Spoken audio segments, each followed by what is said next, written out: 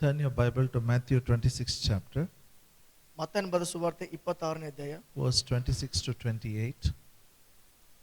26ರಿಂದ 28ನೇ ವಚನ. ಮತ್ತಾಯನ ಬರೆದ ಸುವಾರ್ತೆ 26ನೇ ಅಧ್ಯಾಯ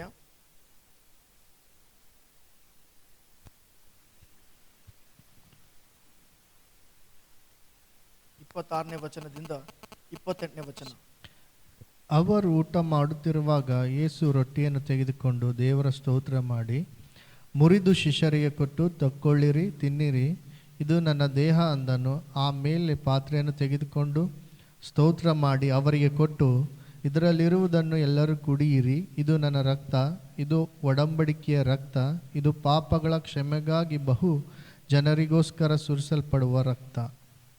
Thank you, brother. Now listen to me. ಈಗ ಕೇಳ್ರಿ, We are learning about new covenant. ನಾವು ಹೊಸ ಒಡಂಬಡಿಕೆಯ ಕುರಿತಾಗಿ ನಾವು ಕಲಿತಾ ಇದ್ದೇವೆ. I keep repeating it again and again. There are only two rituals for a Christian. ನಾನು ಪದೇ ಪದೇ ಇದನ್ನು ಹೇಳ್ತಾನೆ ಇದ್ದೇನೆ. ನಾವು ಎರಡು ಪದ್ಧತಿಯನ್ನು ಮಾತ್ರ, ಸಂಪ್ರದಾಯವನ್ನು ಮಾತ್ರ ನಾವು ಹಿಂಬಾಲಿಸಿಕೊಂಡು ಬರ್ತಾ ಇದ್ದೇವೆ. Only two. ಎರಡು ಮಾತ್ರ. One is immersion baptism. ಒಂದು ಮುಳುಗಿ ಕೊಡುವಂತ ದೀಕ್ಷಾ ಸ್ನಾನ. That comes after salvation experience. ಅದು ರಕ್ಷಣೆಯ ಅನುಭವವಾದ ಮೇಲೆ ನಾವು ಅದನ್ನು ತೆಗೆದುಕೊಳ್ತೇವೆ. That is only once. ಅದು ಒಂದು ಸಾರಿ ಮಾತ್ರ. Second ritual is Holy Communion. ಮತ್ತು ಎರಡನೇ ಪದ್ಧತಿ ನಾವು ಮಾಡಿಕೊಂಡು ಬರುವಂತದ್ದು ಅದು ಕರ್ತನ ಮೇಜಾಗಿದೆ. Here we see the Lord himself is giving, grape juice and bread. ಮತ್ತು ಇಲ್ಲಿ ಕರ್ತನಾದ ಯೇಸು ತಾನೇ ಆ ದ್ರಾಕ್ಷಾರಸವನ್ನು ರೊಟ್ಟಿಯನ್ನು ತೆಗೆದುಕೊಂಡು ಕೊಡ್ತಾ ಇದ್ದಾನೆ. And he said, do it in remembrance of me. ಮತ್ತು ಅಲ್ಲಿ ಹೇಳಲ್ಪಟ್ಟದೆ, ನನ್ನನ್ನು ಜ್ಞಾಪಕ ಮಾಡಿಕೊಳ್ಳುವುದಕ್ಕೋಸ್ಕರ ಹೀಗೆ ಮಾಡಿರಿ ಎಂಬುದಾಗಿ. That's why we do it. ಅದಕ್ಕಾಗಿ ನಾವು ಮಾಡ್ತಾ ಇದ್ದೇವೆ. Why we take part in the Holy Communion? ನಾವು ಯಾಕೆ ಕರ್ತನ ಮೇಜಿನಲ್ಲಿ ಭಾಗಿಯಾಗ್ತಾ ಇದ್ದೇವೆ? I told you there was a practice, whenever they make a covenant, there was a covenant meal. ಮತ್ತು ನಾನು ಮೊದಲೇ ಹೇಳಿದಂತೆ ಅಲ್ಲಿ ಒಂದು ಪದ್ಧತಿ ಇತ್ತು. ಅವರು ಒಡಂಬಡಿಕೆಯಲ್ಲಿ ಭಾಗಿಯಾಗುವುದಕ್ಕಿಂತ ಮುಂಚೆ ಅವರೆಲ್ಲರೂ ಸೇರಿ ಊಟ ಮಾಡ್ತಾ ಇದ್ರು. When they talk with each other, they agree, they make a covenant, they finish that. Their assurance for that covenant is they sit and eat together. That shows they have agreed. ಮತ್ತು ಅವರು ಒಡಂಬಡಿಕೆ ಮಾತಾಡ್ತಾ ಇದ್ರು. ಅವರು ಚರ್ಚೆ ಮಾಡಿದ ಮೇಲೆ, ಅವರು ಮಾತನಾಡಿದ ಮೇಲೆ ಆ ಒಡಂಬಡಿಕೆಯ ಒಂದು ಒಪ್ಪಿಗೆ ಏನಾಗಿತ್ತಂದ್ರೆ ಅವರು ಎಲ್ಲರೂ ಕೊನೆಯದಾಗಿ ಊಟ ಮಾಡ್ತಾ ಇದ್ರು. Covenant meal is there in the Bible. ಒಡಂಬಡಿಕೆ ಊಟ ಅದು ಬೈಬಲ್ ಅಂತ ಇದೆ. When we take part in the Holy Communion here, it is like taking part in the covenant meal. We agree with God all that he has done on the cross, and we belong to a new covenant. ಮತ್ತು ಆ ಒಡಂಬಡಿಕೆ ಊಟದಲ್ಲಿ ಭಾಗಿಯಾಗುವುದರಿಂದ ನಾವು ಈ ಒಡಂಬಡಿಕೆಗೆ ಸಂಬಂಧವಾಗಿದ್ದೇವೆ ಎಂಬುದಾಗಿ ಅದು ತಿಳಿಯಪಡಿಸುವಂತದ್ದಾಗಿದೆ.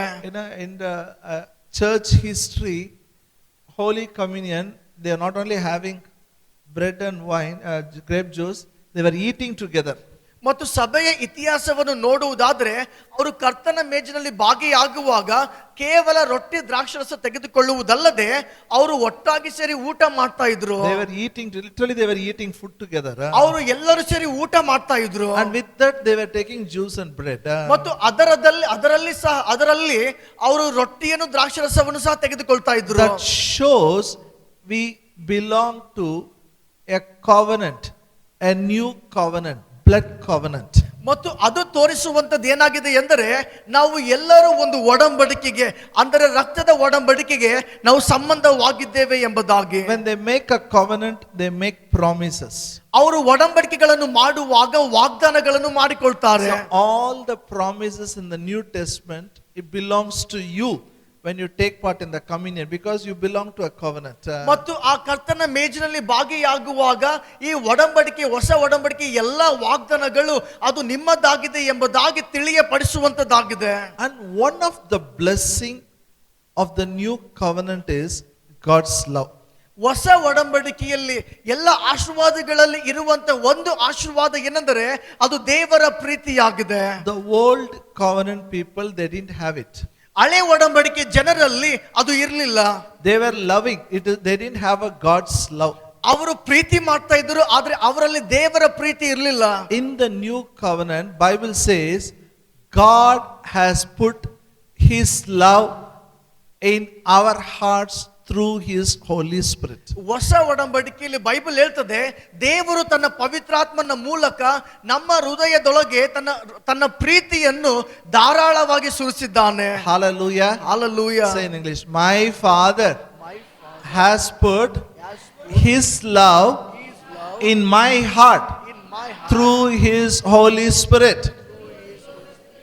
ನನ್ನ ದೇವರು ತನ್ನ ಪವಿತ್ರಾತ್ಮನ ಮೂಲಕ ನನ್ನ ಹೃದಯದೊಳಗಡೆ ತನ್ನ ಪ್ರೀತಿಯನ್ನು ಧಾರಾಳವಾಗಿ ಸುರಿಸಿದ್ದಾನೆ.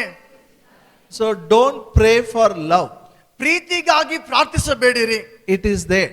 ಅದು ಒಳಗಡೆ ಇದೆ, It is in your heart. ಅದು ನಿಮ್ಮ ಹೃದಯದ ಒಳಗಡೆ ಇದೆ. I told you it is like a overhead tank which is full of water. ಮತ್ತು ನಾನು ಮೊದಲೇ ತಿಳಿಸಿದಂತೆ ಒಂದು ಮನೆಯ ಮೇಲೆ ಟ್ಯಾಂಕ್ ಒಳಗಡೆ ನೀರು ತುಂಬಿದ ಹಾಗೆ ಇದೆ. If it is full of water, no use unless you open the tap. ಆ ಟ್ಯಾಂಕ್ ತುಂಬಾ ನೀರು ಇದ್ರೂ ಸಹ ಎಲ್ಲಿ ತನಕ ಕೆಳಗಡೆ ನಳ ಚಾಲು ಮಾಡುವುದಿಲ್ಲವೋ ಆ ನೀರು ಉಪಯೋಗವಾಗುವುದಿಲ್ಲ. The same way your heart is full of God's love. ಅದರಂತೆ ನಿಮ್ಮ ಹೃದಯವು ದೇವರ ಪ್ರೀತಿಯಿಂದ ತುಂಬಿದ್ದಾಗಿದೆ.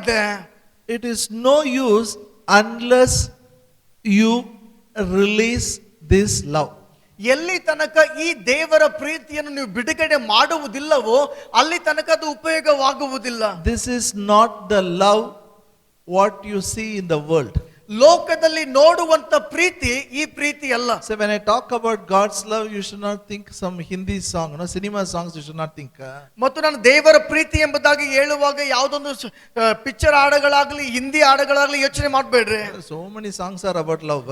ಪ್ರೀತಿಯ ಬಗ್ಗೆ ಎಷ್ಟೋ ಹಾಡುಗಳಿದೆ. But what they sing is, what they talk is a very low quality. ಮತ್ತು ಅವರು ಹಾಡುವಂತದ್ದು, ಅವರು ಮಾತನಾಡುವಂತ ಪ್ರೀತಿ ಬಹಳ ಕೀಳು ಮಟ್ಟದ ಪ್ರೀತಿಯಾಗಿದೆ. Very low quality it is. ಅದು ಬಹಳ ಕೀಳು ಮಟ್ಟದಾಗಿದೆ. It loves only the lovely, beautiful and lovable people. ಮತ್ತು ಪ್ರೀತಿಯುಳ್ಳವರನ್ನು, ಪ್ರಿಯರನ್ನು, ಸುಂದರವಾಗಿರುವವರನ್ನೇ ಪ್ರೀತಿ ಮಾಡ್ತಾರೆ. But this God's love is different. ಆದ್ರೆ ಈ ದೇವರ ಪ್ರೀತಿ ವ್ಯತ್ಯಾಸವಾಗಿದೆ. Can you imagine when they wrote the Bible, they couldn't find one word to express this God's love.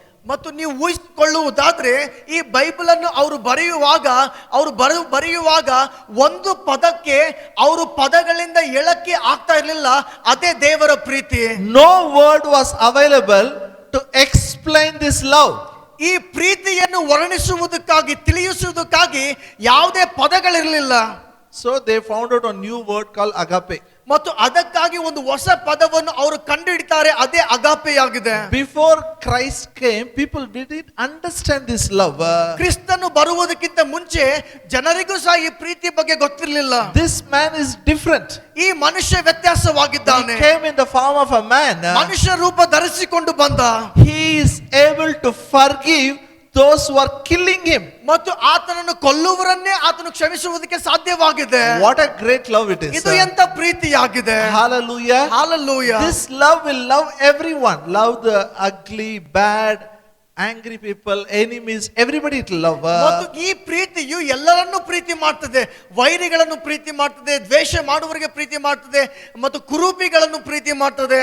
And God wants us to use this love to build our family. ಮತ್ತು ದೇವರು ಈ ಪ್ರೀತಿಯನ್ನು ಉಪಯೋಗಿಸಿ ನಮ್ಮ ಕುಟುಂಬವನ್ನು ಕಟ್ಟುವುದಕ್ಕಾಗಿ ಬಯಸ್ತಾನೆ. The families which is built on God's word will be a very strong family. ಮತ್ತು ಯಾವ ಕುಟುಂಬಗಳು ದೇವರ ಪ್ರೀತಿ ಮೇಲೆ ಕಟ್ಟಲ್ಪಡ್ತವೋ ಆ ಕುಟುಂಬಗಳು ಬಹಳ ಗಟ್ಟಿಯಾಗಿರ್ತವೆ. Most of the marriages they see somebody is beautiful, handsome, they get married. ಮತ್ತು ಅನೇಕ ಮದುವೆಗಳು ಹೇಗಾಗ್ತವೆ ಅಂದ್ರೆ ಅವರು ಬಹಳ ಸುಂದರವಾಗಿರ್ತಾರೆ, ಬಹಳ ಸ್ಮಾರ್ಟ್ ಆಗಿರ್ತಾರೆ, ಅದಕ್ಕೆ ಮದುವೆಗಳಲ್ಲಿ ಹೋಗ್ಬಿಡ್ತಾರೆ. When the beauty fades, the love also fades. ಆ ಸುಂದರ ಕಡಿಮೆ ಆದ್ರೆ ಅವರ ಪ್ರೀತಿ ಸಹ ಕಡಿಮೆ ಆಗ್ಬಿಡ್ತದೆ. This agape love is different. ಆದ್ರೆ ಈ ಅಗಾಪೆ ಪ್ರೀತಿ ಬಹಳ ವ್ಯತ್ಯಾಸವಾಗಿದೆ. This has nothing to do with outward beauty. ಈ ಅಗಾಪೆ ಪ್ರೀತಿ ಹೊರಗಣ ಒಂದು ಸುಂದರತೆಯನ್ನು ನೋಡುವುದಿಲ್ಲ. Hallelujah. Hallelujah. So there are three people we have to love. I shared from the God's word. ನಾನು ದೇವರ ವಾಕ್ಯದಿಂದ ಹೇಳಿರುವಂತದ್ದು 3 ಜನರಿಗೆ ನಾವು ಪ್ರೀತಿಸಬೇಕು. Husbands, love your wives. ಗಂಡಂದಿರೇ ನಿಮ್ಮ ಹೆಂಡತಿಯರಿಗೆ ಪ್ರೀತಿಸಿರಿ. Means ಅದರ ಅರ್ಥ love your family. ನಿಮ್ಮ ಕುಟುಂಬಗಳನ್ನು ಪ್ರೀತಿಸಿರಿ. We have to love our neighbors. ನಾವು ನಮ್ಮ ನೆರೆಯವರನ್ನು ಪ್ರೀತಿಸಬೇಕು. And we have to love our enemies. ನಾವು ನಮ್ಮ ವೈರಿಗಳನ್ನು ಪ್ರೀತಿಸಬೇಕು. Hallelujah. Hallelujah. The purpose God put in this love is ದೇವರು ಈ ಪ್ರೀತಿ ಹಾಕಿರುವಂತ ಉದ್ದೇಶ ಏನೆಂದರೆ to love Him ಆತನನ್ನು ಪ್ರೀತಿಸುವುದು and to love people. ಮತ್ತು ಜನರನ್ನು ಪ್ರೀತಿಸುವುದು. People means three things: family, neighbors, enemies. ಮತ್ತು ಜನರು ಅಂತ ಹೇಳುವಾಗ ಅದು ಮೂರು ವಿಷಯಗಳಾಗಿ ನಾವು ನೋಡಿಕೊಂಡಿದ್ದೀವಿ. ಒಂದು ಕುಟುಂಬ ಮತ್ತು ನೆರೆಯವರವರು ಮತ್ತೆ ವೈರಿಗಳು. Say in English: love family, love your neighbors, love the enemies. ಕುಟುಂಬದವರನ್ನು ಪ್ರೀತಿಸಿರಿ, ನೆರೆಹೊರೆಯವರನ್ನು ಪ್ರೀತಿಸಿರಿ, ವೈರಿಗಳನ್ನು ಪ್ರೀತಿಸಿರಿ. No, how can we love enemies? ಹೇಗೆ ವೈರಿಗಳನ್ನು ಪ್ರೀತಿಸುವುದು? That is what God did for you and me. ಮತ್ತು ಅದನ್ನೇ ದೇವರು ನನಗೂ ನಿನಗೂ ಮಾಡಿದ್ದಾನೆ. Before accepting the God, we were sinners. ನಾವು ದೇವರನ್ನು ಸ್ವೀಕಾರ ಮಾಡುವುದಕ್ಕಿಂತ ಮುಂಚೆ ಪಾಪಿಗಳಾಗಿದ್ವಿ. We were ungodly people, Bible says. Bible ಹೇಳ್ತದೆ ನಾವು ಆತ್ಮಿಕರಲ್ಲದವರಾಗಿದ್ದೆವು. We were enemies for God. ನಾವು ದೇವರಿಗೆ ವೈರಿಗಳಾಗಿದ್ವಿ. Still God loved us. ಆದರೂ ದೇವರು ನಮಗೆ ಪ್ರೀತಿ ಮಾಡಿದ. Hallelujah. Hallelujah. Now, how to release this love?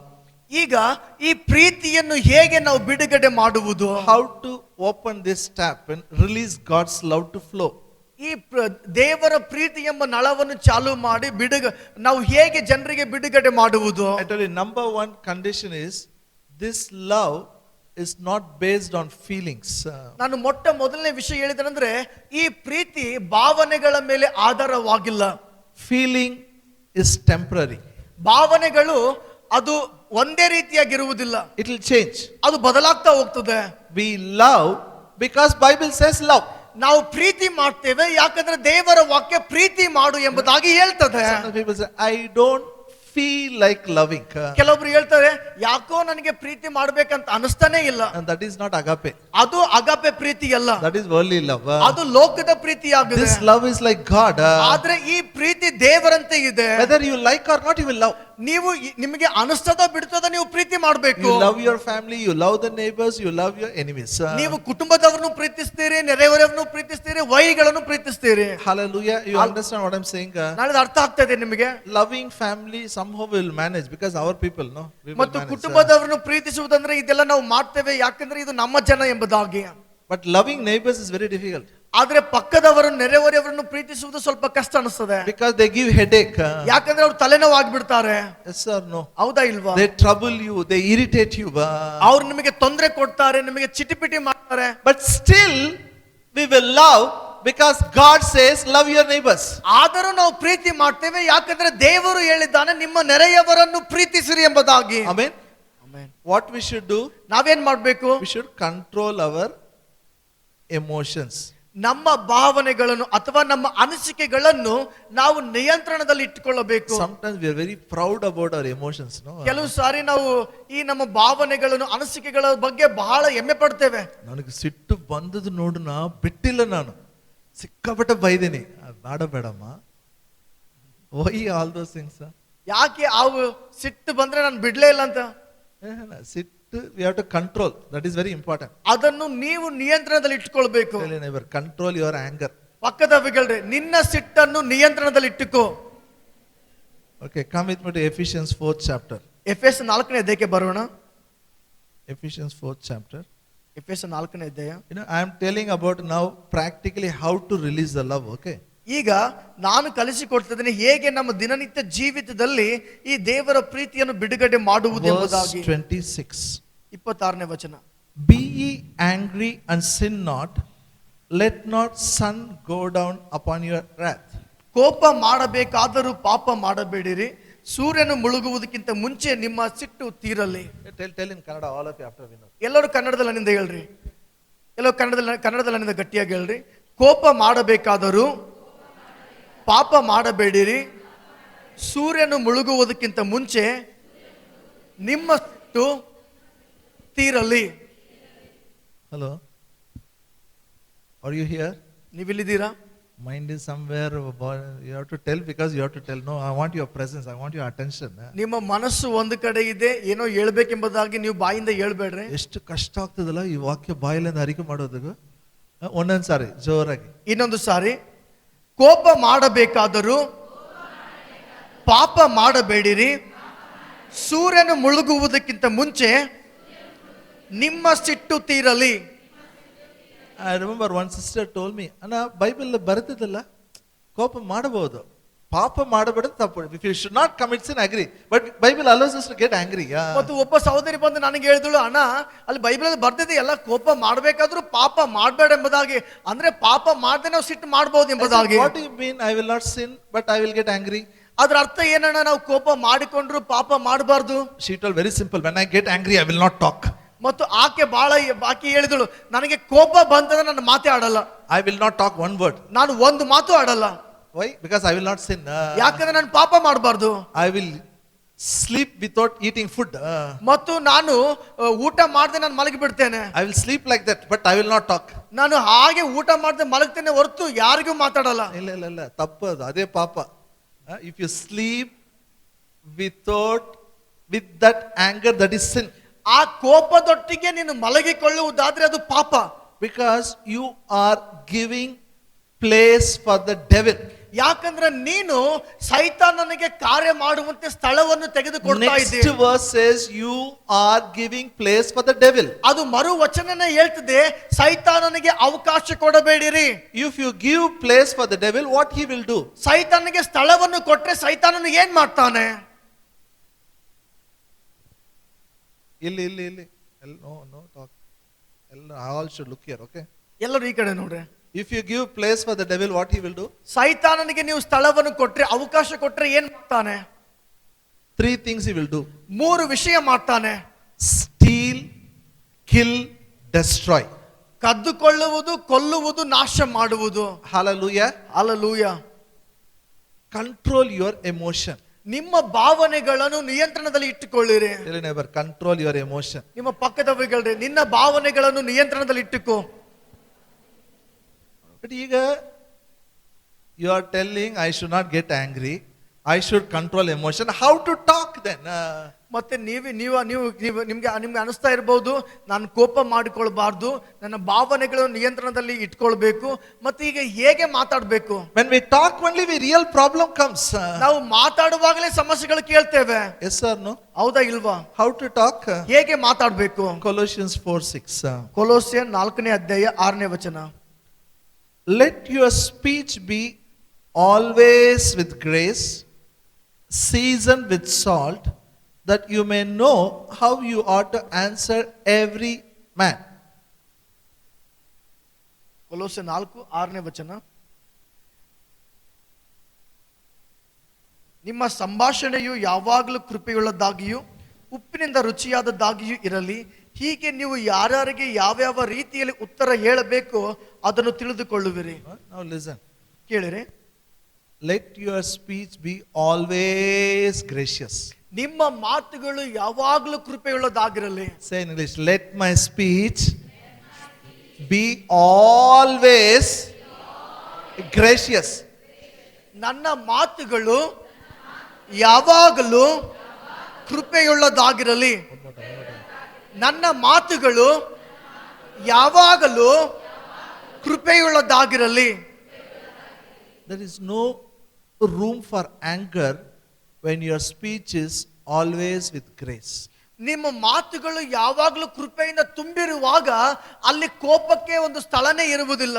Hallelujah. Now listen, very important. ಈಗ ಕೇಳ್ರಿ, How it is possible? ಇದು ಹೇಗೆ ಸಾಧ್ಯ? Paul says, put on Christ. ಅಲ್ಲಿ ಪೌಲನು ಹೇಳ್ತಾನೆ, ಕ್ರಿಸ್ತನನ್ನು ಧರಿಸಿಕೊಳ್ಳಿರಿ. Romans 13th chapter verse 14. ರೋಮ 13ನೇ ಅಧ್ಯಾಯ 14ನೇ ವಚನ. Romans 13th chapter ರೋಮ 13ನೇ ಅಧ್ಯಾಯ verse 14. But put ye on the Lord Jesus, make not provision for the flesh to fulfill the lust thereof. ರೋಮ 13ನೇ ಅಧ್ಯಾಯ 14ನೇ ವಚನ. ದೇಹದ ಆಸೆಗಳನ್ನು ಪೂರೈಸುವುದಕ್ಕಾಗಿ ಚಿಂತಿಸದೆ ಕರ್ತನಾದ ಯೇಸು ಕ್ರಿಸ್ತನನ್ನು ಧರಿಸಿಕೊಳ್ಳಿರಿ. Hallelujah. That's wonderful. Say, I will put on Lord Jesus. ಕರ್ತನಾದ ಯೇಸು ಕ್ರಿಸ್ತನನ್ನು ನಾನು ಧರಿಸಿಕೊಳ್ಳುತ್ತೇನೆ. Means what? ಇದರ ಅರ್ಥ ಏನಾಗಿದೆ? You should decide a firm decision you should take today. ನಾವು ದೃಢವಾದ ನಿರ್ಧಾರ ತೆಗೆದುಕೊಳ್ಳಬೇಕು. I will behave like Jesus. ನಾನು ಯೇಸುವಂತೆ ವರ್ತಿಸ್ತೇನೆ. I will talk like Jesus. ನಾನು ಯೇಸುವಂತೆ ಮಾತನಾಡ್ತೇನೆ. I will look like Jesus. ನಾನು ಯೇಸುವಂತೆ ನೋಡ್ತೇನೆ. Hallelujah. Hallelujah. There should be a change in the behavior.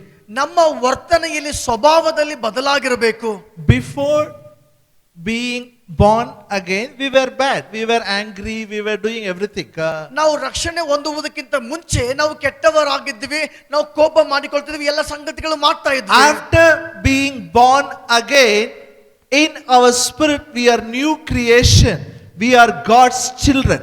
ಮತ್ತು ನಾವು ರಕ್ಷಣೆಯ ಆದ ಮೇಲೆ ನಮ್ಮ ಆತ್ಮದಲ್ಲಿ ನಾವು ನೂತನ ಸೃಷ್ಟಿಯಾಗಿದ್ದೇವೆ, ನಾವು ದೇವರ ಮಕ್ಕಳಾಗಿದ್ದೇವೆ. Our mind is an old mind. ನಮ್ಮ ಮನಸ್ಸು ಹಳೇದಾಗಿದೆ. But you have to make a decision now. ಆದ್ರೆ ನೀವೊಂದು ನಿರ್ಧಾರವನ್ನು ಮಾಡಬೇಕು. I will put on Lord Jesus Christ. ನಾನು ಕರ್ತನಾದ ಯೇಸು ಕ್ರಿಸ್ತನನ್ನು ಧರಿಸಿಕೊಳ್ತೇನೆ. Means I will behave like Christ. ಅದರ ಅರ್ಥ ನಾನು ಯೇಸುವಂತೆ ವರ್ತನೆ ಮಾಡ್ತೇನೆ. You have to make this decision. ನೀವು ಈ ನಿರ್ಧಾರವನ್ನು ಮಾಡಲೇಬೇಕು. I told you, Joseph was in prison. He was wearing prison uniform.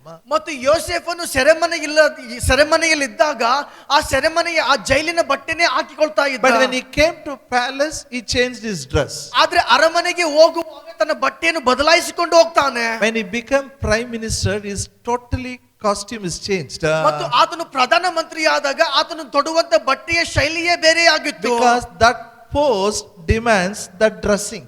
ಯಾಕಂದ್ರೆ ಆತನು ಕೂತಿರುವಂತ ಆ ಒಂದು ಸ್ಥಾನ ಆತನ ಬಟ್ಟೆಯನ್ನು ಸಹ ನಿರ್ಧಾರ ಮಾಡ್ತದೆ. Hallelujah. Hallelujah. At home you can wear whatever you want. ನಿಮ್ಮ ಮನೆಯಲ್ಲಿ ನೀವು ಏನ್ ಬೇಕೋ ಅದನ್ನು ಹಾಕಿಕೊಳ್ಳ್ರಿ. Whatever you want you wear, no problem. Bermudas, pajama, anything you wear, no problem. Bermuda pyjama ಏನಾದ್ರೂ ಹಾಕಿಕೊಳ್ಳ್ರಿ.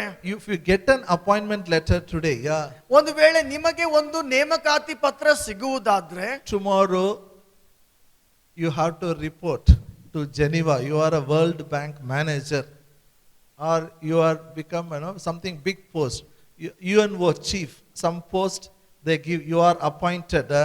ಮತ್ತು ಅವರು ನಿಮಗೆ ಒಂದು ಪತ್ರ ಕಳಿಸ್ತಾರೆ, ನೀವು ವರ್ಲ್ಡ್ ಬ್ಯಾಂಕ್ಗೆ ನೀವು ಮ್ಯಾನೇಜರ್ ಪೋಸ್ಟ್ ಎಂಬುದಾಗಿ ನಿಮಗೆ ನೇಮಕಾತಿ ಮಾಡ್ತಾರೆ, ಅಥವಾ ಯಾವುದೋ ಒಂದು ದೊಡ್ಡ ಕಂಪನಿಗೆ ನಿಮಗೆ ಒಂದು ಮುಖ್ಯ ಅಧಿಕಾರಿ ಮಾಡ್ತಾರೆ ಎಂಬುದಾಗಿದ್ರೆ how you will go?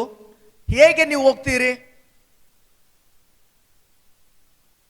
ನಾನು ಚೇಂಜ್ ಆಗಲ್ಲಪ್ಪ, ನನ್ನ ಸ್ಟೈಲೇ ಇಲ್ಲ.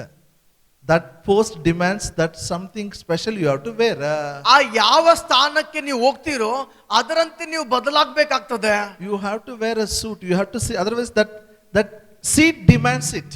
ಮತ್ತು ನೀವು ಸೂಟ್ ಹಾಕಿಕೊಳ್ಳಲೇಬೇಕು, ಯಾಕಂದ್ರೆ ಆ ಸ್ಥಾನಕ್ಕೆ ಅದು ಬೇಕಾಗಿದೆ. You can't wear lungi and go there. ನೀವು ಅಲ್ಲಿ ಲುಂಗಿ ಹಾಕಿಕೊಂಡು ಹೋಗಕ್ಕಾಗಲ್ಲ. It doesn't suit that post. ಮತ್ತು ಆ ಒಂದು ಸ್ಥಾನಕ್ಕೆ ಅದು ಒಂದು ಚೆನ್ನಾಗಿ ಅನ್ಸಲ್ಲ. The same way, ಅದರಂತೆ after being born again, you can't behave as you used to do before. It doesn't suit you. ಮತ್ತು ನೀವು ಹೊಸದಾಗಿ ಹುಟ್ಟಿದ ಮೇಲೆ ನೀವು ರಕ್ಷಣೆ ಹೊಂದುವುದಕ್ಕಿಂತ ಮುಂಚೆ ಮಾಡಿದ ಕಾರ್ಯಗಳನ್ನು ನೀವು ಮತ್ತೆ ಮಾಡಕ್ಕಾಗಲ್ಲ, ಯಾಕಂದ್ರೆ ಅದು ನಿಮಗೆ ಚೆನ್ನಾಗಿ ಕಾಣಲ್ಲ. Your old behavior doesn't suit you now. ಮತ್ತು ನಿಮ್ಮ ಹಳೆಯ ಸ್ವಭಾವ ಈಗ ಅದು ನಿಮಗೆ ಚೆನ್ನಾಗಿ ಕಾಣಲ್ಲ. Tell your neighbor, your old behavior doesn't suit now. ಈಗ ಪಕ್ಕದವರಿಗೆ ಹೇಳ್ರಿ, ನಿನ್ನ ಹಳೆಯ ಸ್ವಭಾವ ಈಗ ಅದು ನಿನಗೆ ಚೆನ್ನಾಗಿ ಕಾಣಲ್ಲ. You have to see your neighbor. ನೀವು ಅವ್ರ ಮುಖ ನೋಡಿ ಹೇಳ್ರಿ. Because when you tell only, it will go inside. ಯಾಕಂದ್ರೆ ನೀವು ಹೇಳಿದಾಗ್ಲೇ ಅದು ಒಳಗಡೆ ಹೋಗ್ತದೆ. Tell one more time. ಇನ್ನೊಂದು ಸಾರಿ ಹೇಳ್ರಿ. Don't smile, okay? Don't look at them. Tell it. You know why I am telling tell? ಯಾಕೆ ನಿಮಗೆ ಹೇಳಂತ ಹೇಳ್ತಾ ಇದ್ದೇನೆ ಗೊತ್ತಾ? We are very good in telling others. ನಾವು ಇನ್ನೊಬ್ಬರಿಗೆ ಹೇಳೋದ್ರಲ್ಲಿ ಬಹಳ ಚೆನ್ನಾಗಿದ್ದೇವೆ. You see, so much energy is there telling others. ಇನ್ನೊಬ್ಬರಿಗೆ ಹೇಳೋದ್ರಲ್ಲಿ ಬಹಳ ಶಕ್ತಿ ಉಪಯೋಗಿಸ್ತೇವೆ. Because everybody likes preaching, ಯಾಕಂದ್ರೆ ಎಲ್ಲರೂ ಸಾರುವುದನ್ನು ಇಷ್ಟಪಡ್ತಾರೆ. We like to preach. ಎಲ್ಲರೂ ಸಾರುವುದಕ್ಕೆ ಬಯಸ್ತಾರೆ. You should understand, when you are telling somebody, that is for you also. ಮತ್ತು ಒಂದು ಅರ್ಥ ಮಾಡಿಕೊಳ್ಳಬೇಕು, ಇನ್ನೊಬ್ಬರಿಗೆ ಹೇಳುವಾಗ ಅದು ನನಗೂ ಕೂಡ ಅನ್ವಯವಾಗ್ತದೆ ಎಂಬುದಾಗಿ. Now turn your Bible to book of Colossians. ಕೊಲೋಸ್ಯದವರಿಗೆ 3rd chapter. 3ನೇ ಅಧ್ಯಾಯ. ಕೊಲೋಸ್ಯದವರಿಗೆ 3ನೇ ಅಧ್ಯಾಯ.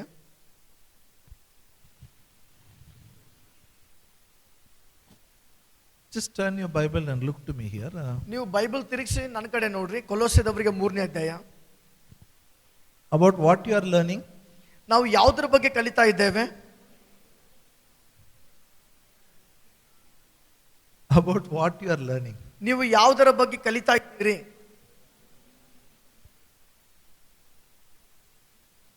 Some are telling Preeti, Agape, some are telling opening tap. ಕೆಲವೊಬ್ರು ಹೇಳ್ತಾರೆ ಪ್ರೀತಿ ಅಂತ, ಕೆಲವೊಬ್ರು ಹೇಳ್ತಾರೆ ಅಗಾಪೆ ಅಂತ, ಇನ್ನು ಕೆಲವರು ಹೇಳ್ತಾರೆ ನಳ ಹೇಗೆ ಚಾಲು ಮಾಡ್ಬೇಕಂತ. Hello. I am not talking about tap. I am talking about love. How to release the love. ನಾನು ನಳ ಚಾಲು ಮಾಡುವ ಬಗ್ಗೆ ಹೇಳ್ತಾ ಇಲ್ಲ, ಹೇಗೆ ಪ್ರೀತಿಯನ್ನು ಬಿಡುಗಡೆ ಮಾಡುವುದೆಂಬುದಾಗಿ ಹೇಳ್ತಾ ಇದ್ದೇನೆ. Very important. ಬಹಳ ಪ್ರಾಮುಖ್ಯವಾದದ್ದು. Whom you are to love? ನೀವು ಯಾರಿಗೆ ಪ್ರೀತಿಸಬೇಕು? Family, ಕುಟುಂಬದವರಿಗೆ, neighbors. ನೆರೆಯವರವರಿಗೆ. You know, I have seen Christian families breaking, getting divorced. ಮತ್ತು ಕ್ರೈಸ್ತ ಕುಟುಂಬಗಳು ಮುರಿಯಲ್ಪಡುವುದನ್ನು, ಅವರ ಕುಟುಂಬದಲ್ಲಿ ವಿವಾಹ ವಿಚ್ಛೇದನ ಆಗುವುದನ್ನು, ಡೈವರ್ಸ್ ಆಗುವುದನ್ನು ನೋಡಿದ್ದೇನೆ. It should not happen. ಅದು ಆಗ್ಬಾರ್ದು, It is happening. ಅದು ಆಗ್ತಾ ಇದೆ. I am not talking about some namesake Christians. ನಾನು Some namesake Christian. I am not talking. ನಾನು ಯಾವುದೋ ಕ್ರೈಸ್ತರಾಗಿರ್ಬೇಕು ಅಂತವರಿಗೆ ಮಾತಾಡ್ತಾ ಇಲ್ಲ. I am talking about born again believers, tongue talking believers. Their marriages are breaking. ಮತ್ತು ನಾನು ಯಾರ ಬಗ್ಗೆ ನಾನು ಹೇಳ್ತಾ ಇದ್ದೇನೆಂದ್ರೆ, ಯಾರು ಹೊಸದಾಗಿ ಹುಟ್ಟಿದ್ದಾರೋ, ಯಾರು ಅನ್ಯ ಭಾಷೆಯಲ್ಲಿ ಮಾತಾಡ್ತಾ ಇದ್ದಾರೋ ಅಂತ ಕುಟುಂಬಗಳು ಮುರಿದೋಗಿರುವುದನ್ನು ನಾನು ಹೇಳ್ತಾ ಇದ್ದೇನೆ. Some people it is breaking. Some people they live together, but they are curse each other. They live together.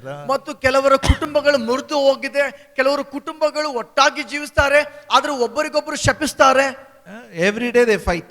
ಪ್ರತಿದಿನ ಜಗಳವಾಡ್ತಾರೆ. That house is like a hell. ಆ ಒಂದು ಮನೆ ನರಕ ಇದ್ದಂತಿರ್ತದೆ. Why? ಯಾಕೆ? They are born again believers. ಅವರು ಹೊಸದಾಗಿ ಹುಟ್ಟಿರುವಂತ ವಿಶ್ವಾಸಿಗಳು. They have God's love in them. ಅವರ ಒಳಗಡೆ ದೇವರ ಪ್ರೀತಿ ಇದೆ.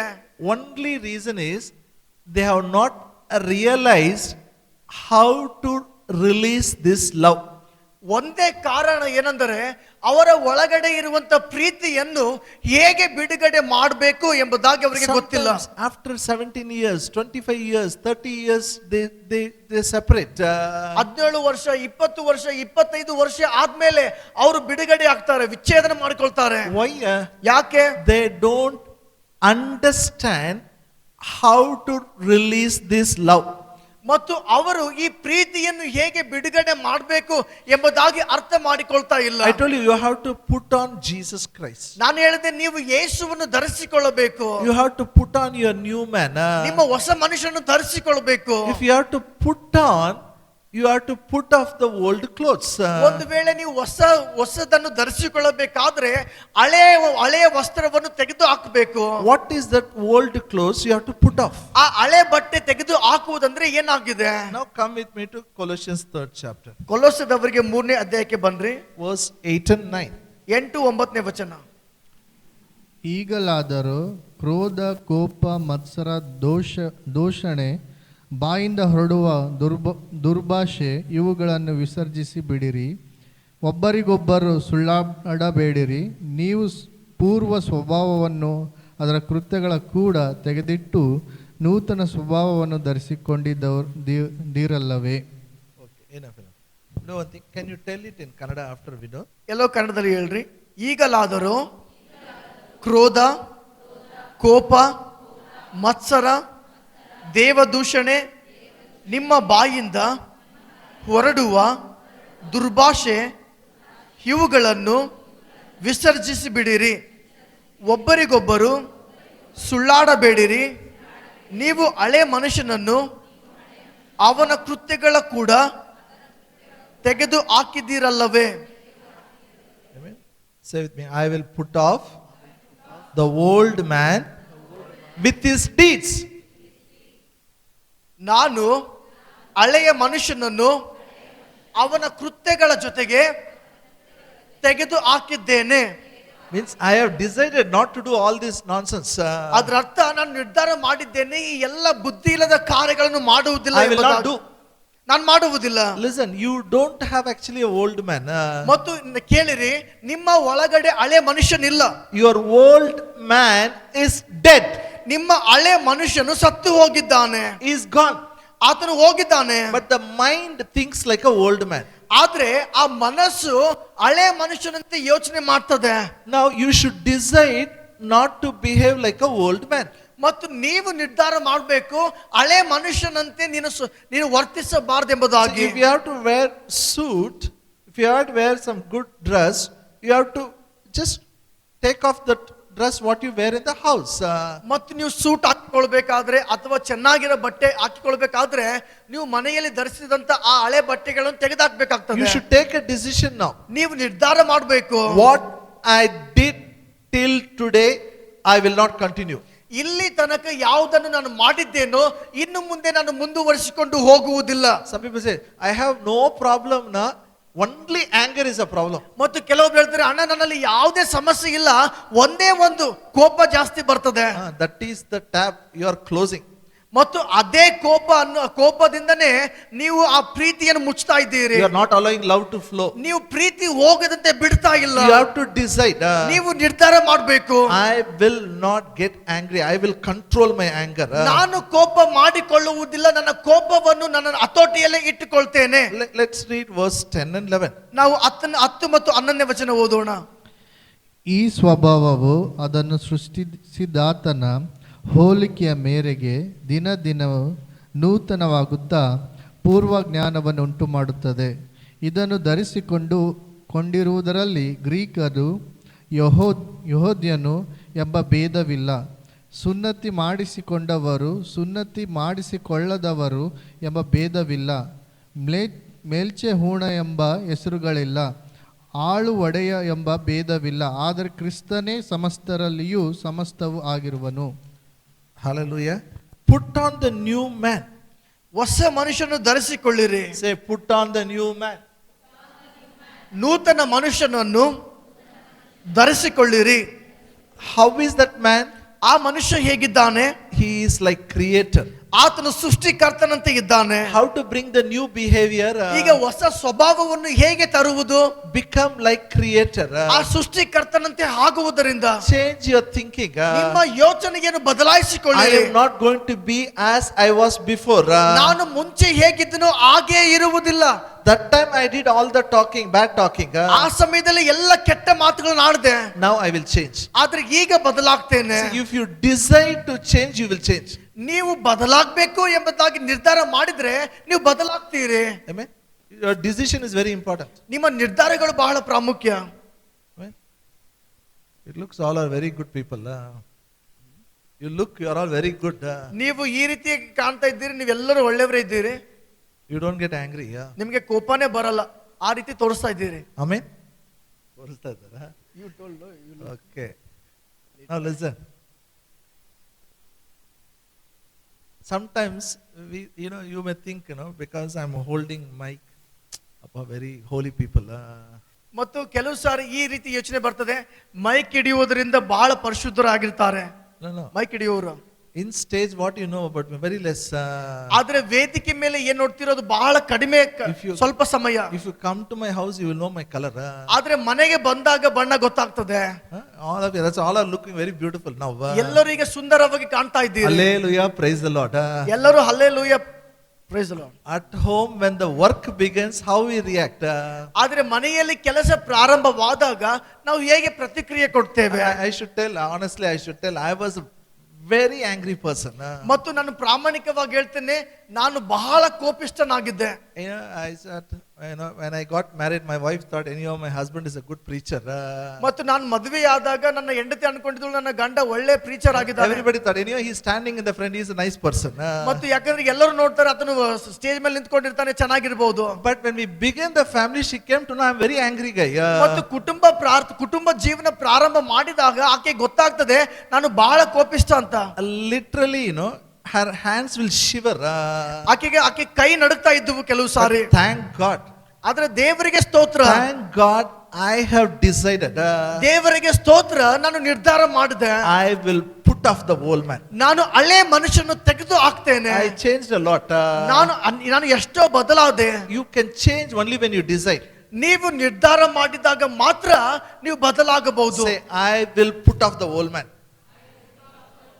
ಹಳೆ ಮನುಷ್ಯನನ್ನು ನಾನು ತೆಗೆದು ಹಾಕ್ತೇನೆ. If you decide enough, ನೀವು ನಿರ್ಧಾರ ಮಾಡಿದ್ರೆ ಸಾಕು. when the anger comes, you will say, no, it is not my behavior. I will not allow it. ಒಂದು ವೇಳೆ ಸಿಟ್ಟು ಬರುವಾಗ ನೀವು ಬಾಯಿಂದ ಹೇಳ್ರಿ, ಇಲ್ಲ ನಾನು ಇದಕ್ಕೆ ಒಪ್ಪಿಕೊಳ್ಳುವುದಿಲ್ಲ, ಇದು ನನ್ನ ಸ್ವಭಾವವಲ್ಲ. I have put on Christ. ನಾನು ಕ್ರಿಸ್ತನನ್ನು ಧರಿಸಿಕೊಂಡಿದ್ದೇನೆ. I will behave like Christ. ನಾನು ಕ್ರಿಸ್ತನಂತೆ ವರ್ತಿಸ್ತೇನೆ. Hallelujah. Hallelujah. When you come to Christ, it is totally different. ಈ ಕ್ರಿಸ್ತನಲ್ಲಿ ಬರುವಾಗ ನಾವು ವ್ಯತ್ಯಾಸವಾಗಿರ್ತೇವೆ. Sometimes we think, this anger, all these things is our family property, we inherit it. ಮತ್ತು ನಾವು ಅನ್ಕೊಳ್ತೇವೆ ಈ ಕೋಪ ಮಾಡಿಕೊಳ್ಳುವುದು ನಮ್ಮ ಹಿರಿಯರಿಂದ ಬಂದಂತ ಒಂದು ಸ್ವತ್ತು, ಅವರಿಂದ ಬಂದಂತ ಒಂದು ಸ್ವತ್ತು ಎಂಬುದನ್ನು ತಿಳ್ಕೊಳ್ತೇವೆ. ನಮ್ಮ ಪರಿವಾರ ಬ್ರದರ್ ಎಲ್ಲರಿಗೂ ಸಿಟ್ಟು ಬರ್ತದೆ ನೋಡ್ರಿ. ಮತ್ತೆ ಕೆಲವರು ಹೇಳ್ತಾರೆ, ಬ್ರದರ್ ನಮ್ಮ ಕುಟುಂಬದಲ್ಲಿ ಎಲ್ಲರಿಗೂ ಸಿಟ್ಟು ಬರ್ತದೆ. ಇಲ್ಲ ಅದೆಲ್ಲ we have to forget. That's why he says, no Greek, no Jew, all this, your background is gone. You all are in Christ. Christ is in you. ಅದಕ್ಕಾಗಿ ಮರು ವಚನವೇ ಹೇಳ್ತದೆ, ಯಾವುದೇ ಗ್ರೀಕರಲ್ಲ ಯಹೂದ್ಯರಲ್ಲ, ಆ ಎಲ್ಲ ಬ್ಯಾಕ್ ಗ್ರೌಂಡ್ ಬಿಟ್ಟು ಹೋಗಿದೆ. ಈಗ ನಾವೆಲ್ಲರೂ ಕ್ರಿಸ್ತನಲ್ಲಿ ಇದ್ದೇವೆ. Now how to put on this new man? ಈಗ ಹೊಸ ಮನುಷ್ಯನು ಧರಿಸಿಕೊಳ್ಳುವುದು ಹೇಗೆ? Put on Jesus Christ means what? ಯೇಸುವನ್ನು ಧರಿಸಿಕೊಳ್ಳುವುದಂದ್ರೆ ಏನಾಗಿದೆ? Verse 12 and 13. 12-13ನೇ ವಚನ. ಹೀಗಿರಲಾಗಿ ನೀವು ದೇವರಿಂದ ಆರಿಸಿಕೊಂಡವರು, ಪ್ರತಿಷ್ಠರು, ಪ್ರಿಯರು ಆಗಿರುವುದರಿಂದ ಕನಿಕರ, ದಯೆ, ದೀನ ಸ್ವಭಾವ, ಸಾತ್ವಿಕತ್ವ, ದೀರ್ಘಶಾಂತಿ ಎಂಬ ಸದ್ಗುಣಗಳನ್ನು ಧರಿಸಿಕೊಳ್ಳಿರಿ. ಮತ್ತೊಬ್ಬನ ಮೇಲೆ ತಪ್ಪು ಹೊರಿಸುವುದಕ್ಕೆ ಕಾರಣವಿದ್ದರೂ ತಪ್ಪು ಹೊರಿಸದೆ ಒಬ್ಬರಿಗೊಬ್ಬರು ಸೈರಿಸಿಕೊಂಡು ಕ್ಷಮಿಸಿರಿ. ಕರ್ತನು ನಿಮ್ಮನ್ನು ಕ್ಷಮಿಸಿದಂತೆಯೇ ನೀವು ಕ್ಷಮಿಸಿರಿ. Amen. How you should forgive? ನೀವು ಹೇಗೆ ಕ್ಷಮಿಸಬೇಕು? How Christ forgive, you should forgive. ಕ್ರಿಸ್ತನು ನಿಮ್ಮನ್ನು ಕ್ಷಮಿಸಿದಂತೆಯೇ ನೀವು ಒಬ್ಬರಿಗೊಬ್ಬರು ಕ್ಷಮಿಸಿರಿ. All these things are, you have to decide. Now I have to put on the new man. ಇವೆಲ್ಲ ವಿಷಯಗಳನ್ನು ನೀವು ನಿರ್ಧಾರ ಮಾಡಿಕೊಳ್ಳಬೇಕು, ಹೊಸ ಮನುಷ್ಯನ ಧರಿಸಿಕೊಳ್ಳುವಂತದ್ದು. I will be a vessel of mercy. ಮತ್ತು ನಾನು ಕರುಣೆಯ ಪಾತ್ರೆಯಾಗಿರ್ತೇನೆ. Say, I am a vessel of mercy. ನಾನು ದಯೆಯ ಪಾತ್ರೆಯಾಗಿರ್ತೇನೆ. This is your dress now. This is your behavior. ಇದು ನಿಮ್ಮ ಬಟ್ಟೆಯಾಗಿದೆ, ಇದೇ ನಿಮ್ಮ ಸ್ವಭಾವವಾಗಿದೆ. Kindness, it suits you. That is your behavior. ಮತ್ತು kindness. ಮತ್ತು ಈ ಕನಿಕರ ನಿಮಗೆ ಅದೇ ನಿಮ್ಮ ಬಟ್ಟೆಯಾಗಿದೆ ಮತ್ತು ಅದೇ ನಿಮಗೆ ಚೆನ್ನಾಗಿ ಕಾಣ್ತದೆ. Now you have a potential to bear each other. ಮತ್ತು ಈಗ ಒಬ್ಬರನ್ನೊಬ್ಬರು ಸಹಿಸಿಕೊಳ್ಳುವಂತ ಸಾಮರ್ಥ್ಯ ನಿಮ್ಮ ಒಳಗಡೆ ಇದೆ. And verse 14. 14ನೇ ವಚನ ಹೇಳ್ತದೆ, above all these things put on charity, put on love, which is a bond of perfectness. ಇದೆಲ್ಲದರ ಮೇಲೆ ಪ್ರೀತಿಯನ್ನು ಧರಿಸಿಕೊಳ್ಳಿರಿ, ಇದು ಸಂಪೂರ್ಣ ಮಾಡುವ ಬಂಧವಾಗಿದೆ. Tell in Kannada, all of you tell in Kannada. ಎಲ್ಲರೂ ಕನ್ನಡದಲ್ಲಿ ಗಟ್ಟಿಯಾಗಿ ಹೇಳ್ರಿ, ಇದೆಲ್ಲದರ ಮೇಲೆ ಪ್ರೀತಿಯನ್ನು ಧರಿಸಿಕೊಳ್ಳಿರಿ, ಇದು ಸಂಪೂರ್ಣ ಮಾಡುವ ಬಂಧವಾಗಿದೆ. Say one more time. ಇನ್ನೊಂದು ಸಾರಿ Do action. ಇದೆಲ್ಲ like this you should do, okay? ನೀವೆಲ್ಲರೂ ಆಕ್ಷನ್ ಮಾಡಿ ಹೇಳ್ಬೇಕು. ಇದೆಲ್ಲದರ ಮೇಲೆ ಪ್ರೀತಿಯನ್ನು ಧರಿಸಿಕೊಳ್ಳಿರಿ, ಇದು ಸಂಪೂರ್ಣ ಮಾಡುವ ಬಂಧವಾಗಿದೆ. Means that suits you. ಅದರರ್ಥ ಅದು ನಿಮಗೆ ಚೆನ್ನಾಗಿ ಕಾಣ್ತದೆ. Love suits you. ಪ್ರೀತಿ ನಿಮಗೆ ಚೆನ್ನಾಗಿ ಕಾಣ್ತದೆ. Hallelujah. One more time. ಎಲ್ಲರೂ ಇನ್ನೊಂದು ಸಾರಿ ಹೇಳೋಣ. ಇದೆಲ್ಲದರ ಮೇಲೆ ಪ್ರೀತಿಯನ್ನು ಧರಿಸಿಕೊಳ್ಳಿರಿ, ಇದು ಸಂಪೂರ್ಣ ಮಾಡುವ ಬಂಧವಾಗಿದೆ. Look at your neighbor and say one more time. ಪಕ್ಕದವರಿಗೆ ನೋಡಿ ಹೇಳ್ರಿ, ಇದೆಲ್ಲದರ ಮೇಲೆ ಪ್ರೀತಿಯನ್ನು ಧರಿಸಿಕೊಳ್ಳಿರಿ, ಇದು ಸಂಪೂರ್ಣ ಮಾಡುವ ಬಂಧವಾಗಿದೆ. I'll tell you one example, okay? ನಾನು ಒಂದು ಉದಾಹರಣೆಯನ್ನು ಹೇಳ್ತೇನೆ. Now look here. ಈ ಕಡೆ ನೋಡ್ರಿ. Close your Bibles and look. Okay? Examples you should not write, okay? ಮತ್ತು ಎಲ್ಲರೂ ಈ ಕಡೆ ನೋಡ್ರಿ, ಬೈಬಲ್ ಮುಚ್ಚಿರಿ ಮತ್ತು ಉದಾಹರಣೆಗಳನ್ನು ಯಾರು ಬರಿಬೇಡ್ರಿ. We don't know what we tell. ನಮಗೆ ಗೊತ್ತಿಲ್ಲ ಯಾವಾಗ ಯಾವ You have to understand, that is important. ನಿಮ್ಗೆ ಅರ್ಥ ಆಗ್ಬೇಕು, ಅದು ಪ್ರಾಮುಖ್ಯ. Have you ever gone to circus? ನೀವು ಎಂದಾದ್ರೂ ನೀವು ಹೋಗಿದ್ದೀರಾ? When I was a child, I remember in circus we'll be waiting for the motorcycle show. That is very interesting. ಮತ್ತು ನಾನು ಚಿಕ್ಕವನಿದ್ದಾಗ ನನಗೆ ನೆನಪಿದೆ, ಸರ್ಕಸ್ ನಲ್ಲಿ ಆ ಮೋಟಾರ್ ರೈಡಿಂಗ್ ಶೋ ಬಹಳ ಜನ ಕಾಯ್ತಾ ಇದ್ರು. A man will ride, okay. If a man rides, is okay. ಆ ಮನುಷ್ಯನು ಅವನು ನಡೆಸ್ತಾನೆ, ಪರವಾಗಿಲ್ಲ. Afterwards, one monkey will ride the bike. ನಂತರ ಆ ಗಾಡಿಯನ್ನು ಇನ್ನೊಂದು ಕೋತಿ ನಡೆಸ್ತದೆ. That everybody will laugh. ಅದು ನೋಡಿ ಎಲ್ಲರಿಗೆ ನಗು ಬರ್ತದೆ. Why monkey is riding? ಯಾಕಂದ್ರೆ ಕೋತಿ ನಡೆಸ್ತಾ ಇದೆ. I used to go. My family is a big family. You know, I have uncle, auntie, everybody. We used to go as a family. Yeah. ನಮ್ಮ ಕುಟುಂಬ ಬಹಳ ದೊಡ್ಡದಾದ ಕುಟುಂಬವಾಗಿತ್ತು. ಅಂಕಲ್ ಆಂಟಿ ನಾವೆಲ್ಲರೂ ಕುಟುಂಬವಾಗಿ ಹೋಗ್ತಾ ಇದ್ವಿ. And my uncle is a very different person. ನಮ್ಮ uncle ಸ್ವಲ್ಪ ವ್ಯತ್ಯಾಸವಾಗಿದ್ದ. When he laughs, roof will come out like that. He will laugh. ಆತ ನಗದ್ರೆ ಛತ್ತೆ ಬಿದ್ದು ಬಿಡ್ತದ, ಅಷ್ಟು ನಗ್ತಾ ಇದ್ದ. He will. When that monkey takes the bike, he will laugh like anything. ಆ ಕೋತಿ ಗಾಡಿ ನಡೆಸುವಾಗ ಆತನು ಎಷ್ಟು ನಗ್ತಾ ಇದ್ದಂದ್ರೆ ಕೇಳ್ಬೇಡ್ರಿ. Because monkey is riding. ಯಾಕಂದ್ರೆ ಕೋತಿ ನಡೆಸ್ತಾ ಇದೆ. Then afterwards we were coming home. ನಂತರ ನಾವು ಮನೆಗೆ ಬರ್ತಾ ಇದ್ವಿ. I still remember he gave his bike to his son to hold the handle. ಮತ್ತು ನನಗೆ ಇನ್ನೂ ನೆನಪಿದೆ, ಬೈಕ್ ನಡೆಸುವಾಗ ಆತನ ತನ್ನ ಮಗನಿಗೆ ಆ ಹ್ಯಾಂಡಲ್ ಹಿಡಿಯುವುದಕ್ಕೆ ಕೊಡ್ತಾ ಇದ್ದ. He gave the bike and he is seeing, he is balancing. ಮತ್ತು ಆತನು ಬೈಕ್ ಕೊಡ್ತಾ ಇದ್ದ ಮತ್ತು ಆ ಮಗನು ಬ್ಯಾಲೆನ್ಸ್ ಮಾಡ್ತಾ ಇದ್ದ. The same man was laughing inside. ಇದೇ ಮನುಷ್ಯ ಆ ಕೋತಿ ನಡೆಸುವಾಗ ನಗ್ತಾ ಇದ್ದ. But now he is appreciating my son is riding. ಈಗ ಮಗ ನಡೆಸುವುದು ನೋಡಿ ಆತನು ನನ್ನ ಮಗ ಅಂತ ಹೇಳ್ತಾನೆ. Monkey riding is abnormal. ಕೋತಿ ನಡೆಸುವುದು ಅದು ಅಸಾಮಾನ್ಯ. But his son riding is normal for him. ಆದ್ರೆ ಮಗನು ನಡೆಸುವುದು ಆತನಿಗೆ ಸಾಮಾನ್ಯ. Because my son, no, he will ride. He has the ability to do it. ಯಾಕಂದ್ರೆ ನನ್ನ ಮಗನಾಗಿದ್ದಾನೆ, ಆತನಲ್ಲಿ ಸಾಮರ್ಥ್ಯ ಇದೆ ನಡೆಸುವುದಕ್ಕಾಗಿ. Now listen. ಕೇಳಿರಿ, Before born again, ಹೊಸದಾಗಿ ಹುಟ್ಟುವುದಕ್ಕಿಂತ ಮುಂಚೆ we did all those things. ನಾವು ಎಲ್ಲ ಆ ಕಾರ್ಯಗಳನ್ನು ಮಾಡಿದ್ದೇವೆ. Why? We were sinners. ಯಾಕಂದ್ರೆ ನಾವು ಪಾಪಿಗಳಾಗಿದ್ವಿ. We were ungodly. ಮತ್ತು ನಾವು ಆತ್ಮಿಕರಲ್ಲದವರಾಗಿದ್ವಿ. Thank God, we did worse than monkeys. ಮತ್ತು ನಾವು ಆ ಸಮಯದಲ್ಲಿ ಕೋತಿಗಳಿಗಿಂತ ಕೀಳಾಗಿದ್ವಿ. But now we are different. ಆದ್ರೆ ಈಗ ವ್ಯತ್ಯಾಸವಾಗಿದ್ದೇವೆ. After born again, God is our Father. ಈಗ ಹೊಸದಾಗಿ ಹುಟ್ಟಿದ ಮೇಲೆ ದೇವರೇ ನಮ್ಮ ತಂದೆಯಾಗಿದ್ದಾನೆ. It is natural for us to love people. ಈಗ ಜನರನ್ನು ಪ್ರೀತಿಸುವುದು ಅದು ಸ್ವಾಭಾವಿಕವಾಗಿದೆ. It's natural for us to control the anger.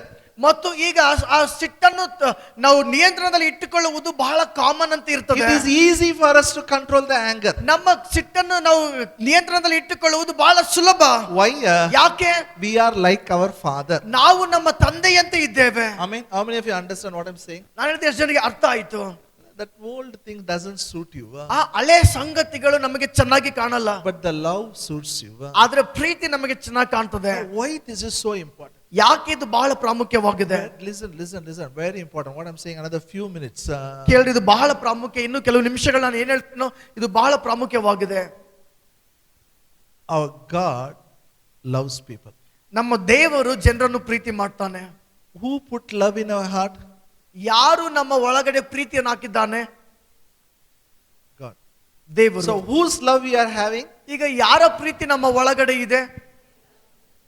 Bible says, God so loved the world. He gave his only begotten son.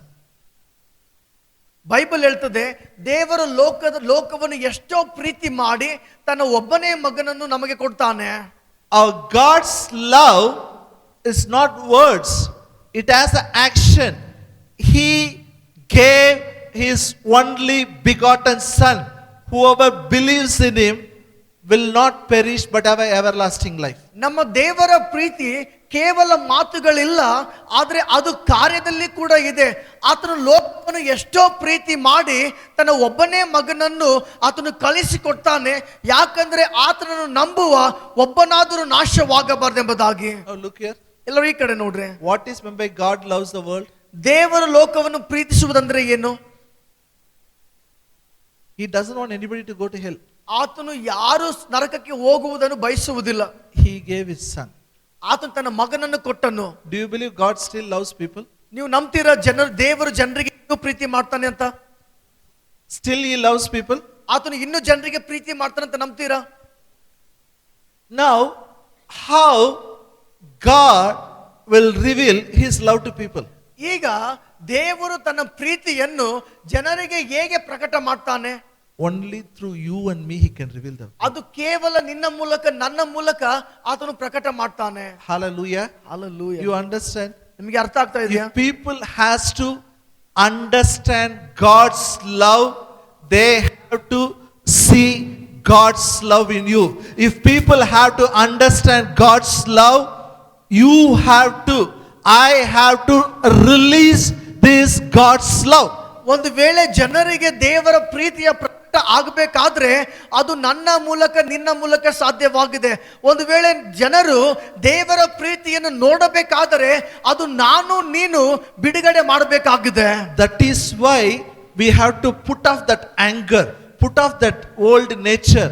We have to put on Lord Jesus Christ. ಮತ್ತು ಅದಕ್ಕಾಗಿ ನಾವು ಹಳೆ ಮನುಷ್ಯನನ್ನು ಆ ಕೋಪವನ್ನು ತೆಗೆದು ಹಾಕಿ ಕರ್ತನಾದ ಯೇಸು ಕ್ರಿಸ್ತನನ್ನು ಧರಿಸಿಕೊಳ್ಳಬೇಕಾಗಿದೆ. It is something very serious now. ಇದು ಬಹಳ ಗಂಭೀರವಾದ ವಿಷಯವಾಗಿದೆ. One scripture, ಒಂದು ವಾಕ್ಯ I'll read it and close. ನಾನು ಓದಿ ಮುಗಿಸ್ತೇನೆ. Turn your Bible to Luke 16th chapter, ಲೂಕ 16ನೇ ಅಧ್ಯಾಯ verse 23 to 28. 23ರಿಂದ 28ನೇ ವಚನ. Yeah, Raj, can you read? ಲೂಕ 16ನೇ ಅಧ್ಯಾಯ 23ರಿಂದ 28ನೇ ವಚನ. ಆತನು ಪಾತಾಳದೊಳಗೆ ಯಾತನೆ ಪಡುತ್ತಾ ಇರುವಲ್ಲಿ ಕಣ್ಣೆತ್ತಿ ದೂರದಿಂದ ಅಬ್ರಹಾಮನನ್ನು ಇವನ ಎದೆಗೆ ಒರಗಿಕೊಂಡಿದ್ದ ಲಾಜರನನ್ನು ನೋಡಿ, ತಂದೆಯೇ ಅಬ್ರಹಾಮನೇ, ನನ್ನ ಮೇಲೆ ದಯವಿಟ್ಟು ಲಾಜರನನ್ನು ಕಳುಹಿಸು. ಅವನು ತನ್ನ ತುದಿ ಬೆರಳನ್ನು ನೀರಿನಲ್ಲಿ ಅದ್ದಿ ನನ್ನ ನಾಲಿಗೆಯನ್ನು ತಣ್ಣಗೆ ಮಾಡಲಿ. ಈ ಉರಿಯಲ್ಲಿ ಸಂಕಟ ಪಡುತ್ತೇನೆ ಎಂದು ಕೂಗಿ ಹೇಳಿದನು. ಆದರೆ ಅಬ್ರಹಾಮನು, ಕಂದ, ನೀನು ಆಶಿಸಿದ ಸುಖವನ್ನು ನಿನ್ನ ಜೀವಮಾನದಲ್ಲಿ ಹೊಂದಿದ್ದಿ, ಹಾಗೆಯೇ ಲಾಜರನು ಕಷ್ಟವನ್ನು ಹೊಂದಿದ್ದನು ಎಂಬುದನ್ನು ನೆನಪಿಗೆ ತಂದುಕೋ. ಈಗಲಾದರೂ ಇಲ್ಲಿ ಅವನಿಗೆ ಸಮಾಧಾನ, ಆದರೆ ನಿನಗೆ ಇದು ಮಾತ್ರವಲ್ಲದೆ ನಮಗೂ ನಿಮಗೂ ನಡುವೆ ದೊಡ್ಡದೊಂದು ಡೊಂಗರ ಸ್ಥಾಪಿಸಿಯದೆ ಆದ ಕಾರಣ ಈ ಕಡೆಯಿಂದ ನಿಮ್ಮ ಬಳಿಗೆ ಹೋಗಬೇಕೆಂದಿರುವವರು ಹೋಗಲಾರರು, ಮತ್ತು ಆ ಕಡೆಯಿಂದ ನಮ್ಮ ಬಳಿಗೆ ಯಾರು ದಾಟುವುದಕ್ಕಾಗದು ಅಂದನು. ಆಗ ಅವನು, ಅಪ್ಪ, ಹಾಗಾದರೆ ಲಾಜರನನ್ನು ನನ್ನ ತಂದೆಯ ಮನೆಗೆ ಕಳುಹಿಸಬೇಕೆಂದು ನಿನ್ನನ್ನು ಬೇಡಿಕೊಳ್ಳುತ್ತೇನೆ. ನನಗೆ 5 ಮಂದಿ ಅಣ್ಣ ತಮ್ಮಂದಿರು ಇದ್ದಾರೆ. ಅವರು ಸಹ ಈ ಯಾತನೆಯ ಸ್ಥಳಕ್ಕೆ ಬಂದಾರು. ಬಾರದಂತೆ ಅವನು ತಾನು ಕಂಡದ್ದನ್ನು ಅವರಿಗೆ ಚೆನ್ನಾಗಿ ಹೇಳಲಿ ಅಂದನು. ಏನಪ್ಪ? Thank you. Now all of you close your Bible. ಈಗ ಎಲ್ಲರೂ ಬೈಬಲ್ ಅನ್ನು ಮುಚ್ಚ್ರಿ. Look here, look here. ಎಲ್ಲರೂ ಈ ಕಡೆ ನೋಡ್ರಿ. All the Bibles, close it. ಎಲ್ಲರೂ ಬೈಬಲ್ ಅನ್ನು ಮುಚ್ಚಿ ಈ ಕಡೆ ನೋಡ್ರಿ. This is about rich man and beggar Lazarus story. ಇದು ಶ್ರೀಮಂತ ವ್ಯಕ್ತಿ ಮತ್ತು ಬಡ ಲಾಜರ್ ಕಥೆಯಾಗಿದೆ. Who went to hell, who went to paradise? ಸ್ವರ್ಗಕ್ಕೆ ಯಾರು, ಪರದೇಶಿಗೆ ಯಾರು ಹೋದ್ರು, ನರಕಕ್ಕೆ ಯಾರು ಹೋದ್ರು? ಇದೇ ಡೌಟ್ ನಮಗ. ನರಕಕ್ಕೆ ಯಾರು ಹೋದ್ರು? Okay, who went to hell? ನರಕಕ್ಕೆ ಯಾರು ಹೋದ್ರು? ಶ್ರೀಮಂತನ. Very good, very good. Who went to heaven? ಸ್ವರ್ಗಕ್ಕೆ ಯಾರು ಹೋದ್ರು? ಯಾರು? Lazarus. Who is Lazarus? ಯಾರು? Beggar went to? ಭಿಕ್ಷುಕ ಸ್ವರ್ಗಕ್ಕೆ ಹೋದ. ಶ್ರೀಮಂತ ಎಲ್ಲಿ ಹೋಗಿದ್ದಾನೆ? ಸೊ ಏನ್ ಮಾಡ್ಬೇಕು? ಎಲ್ಲ ಶ್ರೀಮಂತರು ಎಲ್ಲಿ ಹೋಗ್ಬೇಕು? ಎಲ್ಲ ಭಿಕ್ಷಕರು ಎಲ್ಲಿ ಹೋಗ್ಬೇಕು? We come to a conclusion now. ಈಗ ನಾವು ಒಂದು ಹಂತಕ್ಕೆ ಬಂದ್ಬಿಡ್ತೀವಿ. ಹಂತಕ್ಕೆ all the rich people will go to hell, all the beggars will go to heaven. ಶ್ರೀಮಂತರು ನರಕಕ್ಕೆ ಹೋಗ್ತಾರೆ, ಭಿಕ್ಷುಕರು ಸ್ವರ್ಗಕ್ಕೆ ಹೋಗ್ತಾರೆ. If begging takes people to heaven, it is very easy. ಒಂದು ವೇಳೆ ಭಿಕ್ಷೆ ಬೇಡುವಂಥದ್ದು ಸ್ವರ್ಗಕ್ಕೆ ಒಯ್ಯುವುದಾದ್ರೆ ಅದು ಬಹಳ ಸುಲಭ. Very easy.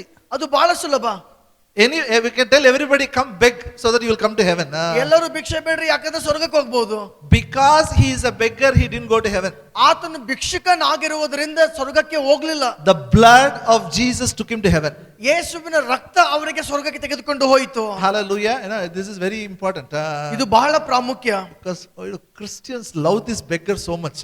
ಯಾಕಂದ್ರೆ ಕ್ರೈಸ್ತರು ಭಿಕ್ಷುಕರಿಗೆ ಬಹಳ ಪ್ರೀತಿ ಮಾಡ್ತಾರೆ. Love beggar. No, beggar went, that's why when they see the beggar, no, they are very compassionate. ಮತ್ತು ಭಿಕ್ಷುಕರ ಸ್ವರ್ಗಕ್ಕೆ ಹೋಗಿದ್ದು ಕೇಳಿದ ಕಾರಣ ಭಿಕ್ಷುಕರಿಗೆ ನೋಡಿದ್ರೆ ಅವರಿಗೆ ಕನಿಕರ ತುಂಬಿ ಬರ್ತದೆ. Now, beggar, when he went to paradise, on whose bosom he sat? ಈಗ ಭಿಕ್ಷುಕ ಸ್ವರ್ಗಕ್ಕೆ ಹೋದಾಗ ಯಾರ ಎದೆಯಲ್ಲಿ ಕೂತಿದ್ದ, ಯಾರ ತೊಡೆ ಮೇಲೆ ಕೂತಿದ್ದ? Abraham is a rich man or beggar? ಆ ಅಬ್ರಾಮನು ಶ್ರೀಮಂತನಾಗಿದ್ದನ, ಭಿಕ್ಷುಕನಾಗಿದ್ನ? Huh? So rich people also can go to heaven. ಅದರ ಅರ್ಥ ಶ್ರೀಮಂತರು ಸಹ ಸ್ವರ್ಗಕ್ಕೆ ಹೋಗ್ತಾರೆ. Yes or no? ಹೌದಾ ಇಲ್ವಾ? Always I'll ask God, God, so many people are there. Why this man went to Abraham's bosom? ಮತ್ತು ನಾನು ಯಾವಾಗ್ಲೂ ದೇವರಿಗೆ, ನನಗೆ ಒಂದು ಪ್ರಶ್ನೆ ಇತ್ತು ನನ್ನಲ್ಲಿ, ದೇವರೇ ಸ್ವರ್ಗದಲ್ಲಿ ಅನೇಕರಿದ್ದಾರೆ, ಯಾಕೆ ಇದೇ ವ್ಯಕ್ತಿ ಅಬ್ರಾಮನ ತೊಡೆ ಮೇಲೆ ಹೋದ? Why? ಯಾಕೆ? Because this man belonged to covenant. He is a Israelite. ಯಾಕಂದ್ರೆ ಈತನು ಒಡಂಬಡಿಕೆಗೆ ಸಂಬಂಧವನ್ನಾಗಿದ್ದ, ಆತನು ಇಸ್ರಾಯೇಲನಾಗಿದ್ದ. He was Abraham's descendant. ಆತನು ಅಬ್ರಾಮನ ಸಂತಾನದವನು. Supposed to be a rich man. ಆತನು ಶ್ರೀಮಂತನಾಗಿರ್ಬೇಕಾಗಿತ್ತು. But he had a desire to beg. ಆದ್ರೆ ಆತನಿಗೆ ಭಿಕ್ಷೆ ಬೇಡುವ ಆಸೆ ಇತ್ತು. Desire to eat the bones. ಮತ್ತು ಆತನು ಎಲುಬುಗಳನ್ನು ತಿನ್ನುವುದಕ್ಕೆ ಆಸೆ ಪಟ್ಟ. What he desired he had. ಮತ್ತು ಎಂತ ಆಸೆ ಆತನಿಗಿತ್ತು. So when he went to heaven, direct God took him to Abraham. ಮತ್ತು ಆತನ ಸ್ವರ್ಗಕ್ಕೆ ಹೋದಾಗ ದೇವ್ರು ನೇರ ಅವನಿಗೆ ಅಬ್ರಾಮನ ತೊಡೆ ಮೇಲೆ ಹೋಯ್ತಾನೆ. I believe Abraham would have really knocked his head. ಮತ್ತೆ ನಾನು ನಂಬ್ತೇನೆ ಅಬ್ರಾಮನ ತಲೆಗೆ ಹೊಡೆದಿರಬಹುದು. You have taken my izzat, man, by living like a beggar. ನೀನು ಭಿಕ್ಷುಕನಾಗಿ ನನ್ನ ಇಜ್ಜತೆ ಹಾಳು ಮಾಡಿದ್ದೆ. Now listen. ಕೇಳಿ. Now listen. ಈ ಕಡೆ ಕೇಳ್ರಿ. But rich man went to hell. ಆದ್ರೆ ಶ್ರೀಮಂತ ನರಕಕ್ಕೆ ಹೋಗ್ತಾನೆ. This is very important for us. ಇದು ಬಹಳ ಪ್ರಾಮುಖ್ಯವಾದದ್ದು. He is crying. ಅಲ್ಲಿ ಅಳು ಇದೆ. I am getting tormented here. ಮತ್ತು ಅಲ್ಲಿ ಆತನು ಗೋಳಾಡ್ತಾ ಇದ್ದಾನೆ. At least ask him to dip his finger in water and wet my lips. ಮತ್ತು ಆತನು ಹೇಳ್ತಾನೆ, ನೀರಿನಲ್ಲಿ ಅದ್ದಿ ನಿಮ್ಮ ಕಿರು ಬೆರಳಿಂದ ನನ್ನ ದಾಹವನ್ನು ನನ್ನ ತುಟಿಗೆ ಹಚ್ಚಿ ಎಂಬುದಾಗಿ ಹೇಳ್ತಾನೆ. No, it is not possible. There is a big gap. ಮತ್ತು ಆತನು ಹೇಳ್ತಾನೆ, ಬಹಳ ದೊಡ್ಡ ಅಗಾಧ ನಮ್ಮ ಮಧ್ಯದಲ್ಲಿ ಇದೆ, ಸಾಧ್ಯವಿಲ್ಲ. Send that beggar to my house. I have 5 brothers. ಮತ್ತು ಆ ಭಿಕ್ಷುಕನನ್ನು ನನ್ನ ಮನೆಗೆ ಕಳಿಸು, ನನಗೆ 5 ಮಂದಿ ಅಣ್ಣ ತಮ್ಮಂದಿರಿದ್ದಾರೆ, ಅವ್ರು ಇಲ್ಲಿ ಬರಬಾರ್ದು. I came to hell. ನಾನು ನರಕಕ್ಕೆ ಬಂದಿದ್ದೇನೆ. My brothers should not come to hell. ಆದ್ರೆ ನನ್ನ ಅಣ್ಣ ತಮ್ಮಂದಿರು ಇಲ್ಲಿ ಬರಬಾರ್ದು. God said, if they don't listen to Moses, if they don't listen to prophets, even if somebody goes from heaven and tell, they will not listen. ಅಲ್ಲಿ ಹೇಳ್ತದೆ, ಅಬ್ರಾಮನ ಅಲ್ಲಿ ಪ್ರವಾದಿಗಳ ಮಾತನ್ನು, ಮೋಶೆಯ ಮಾತನ್ನು ಕೇಳದಿದ್ದರೆ ಸತ್ತವರಿಂದ ಒಬ್ಬನು ಎದ್ದು ಹೋದ್ರೂ ಸಹ ಅವ್ರ ಮಾತನ್ನು ಕೇಳಲ್ಲ. Now look here. ಈ ಕಡೆ ನೋಡ್ರಿ. There is a cry from the hell. ನರಕದಿಂದ ಒಂದು ಕೂಗು ಇದೆ. Look here. ಎಲ್ಲರೂ ಈ ಕಡೆ ನೋಡ್ರಿ.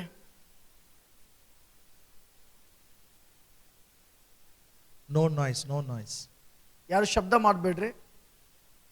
Every person who went to hell, if you listen to them, you tell, go and tell my family, they should not come to hell. ನರಕಿಗೆ ಹೋದಂತ ಪ್ರತಿಯೊಬ್ಬನ ಒಂದು ವೇಳೆ ಮಾತು ನಾವು ಕೇಳುವುದಾದ್ರೆ ಆತನು ಹೇಳ್ಬಹುದು, ದಯಮಾಡಿ ನನ್ನ ಮನೆಗೆ ಹೇಳ್ರಿ, ಅವರು ಸಹ ಈ ನರಕಕ್ಕೆ ಬರಬಾರ್ದು ಎಂಬುದಾಗಿ ಹೇಳ್ತಾರೆ. If God opens your ears, you will hear this from their mouth. Go tell my people, let them not come to hell. ಒಂದು ವೇಳೆ ದೇವರು ನಿಮ್ಮ ಕಿವಿಗಳನ್ನು ತೆರೆಯುವುದಾದ್ರೆ ಈ ಸ್ವರವನ್ನು ನೀವು ಕೇಳಬಹುದು.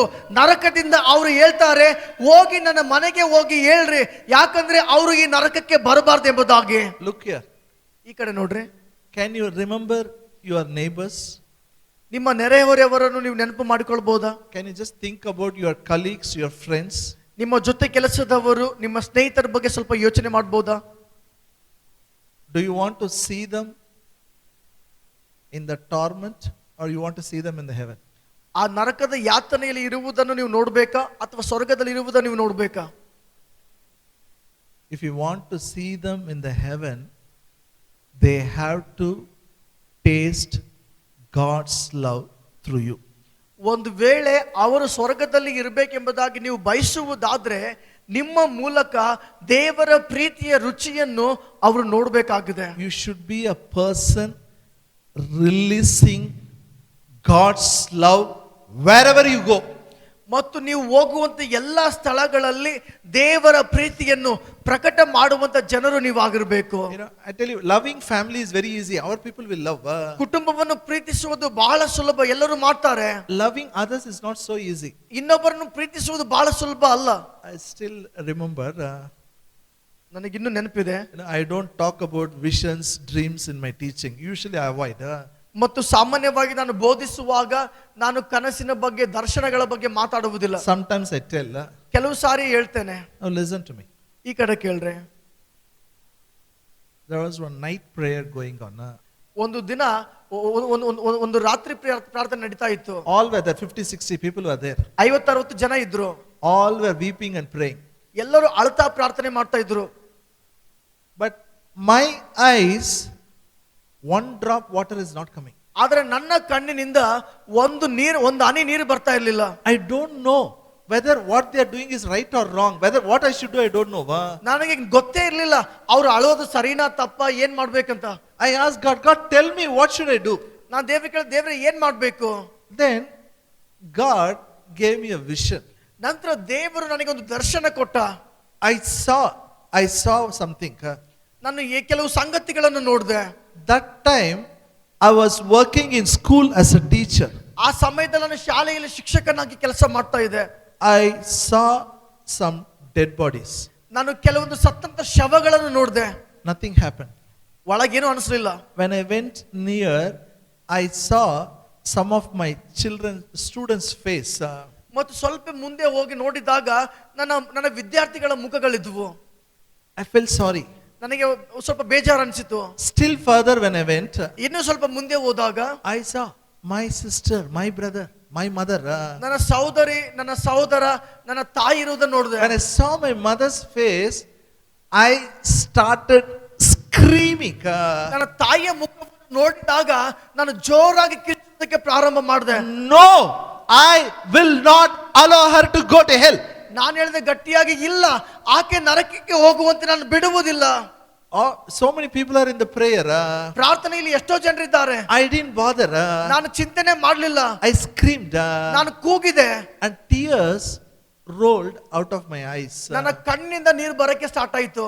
Then the Spirit of the Lord said, ನಂತರ ದೇವರಾತ್ಮನು ಹೇಳಿದ, son, when it is your mother, you are shedding tears.